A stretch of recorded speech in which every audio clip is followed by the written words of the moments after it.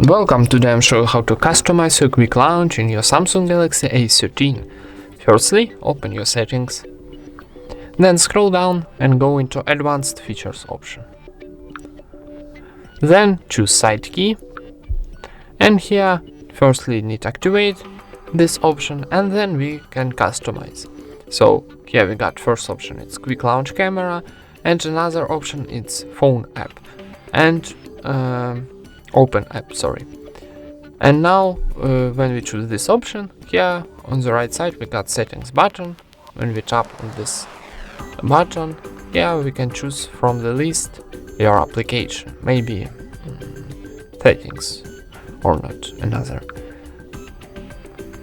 maybe YouTube will be nice. Okay, and so let's try. Double press to power key, and how you can see YouTube is open. And that's it. Thank you for watching, leave thumbs ups and subscribe to our channel.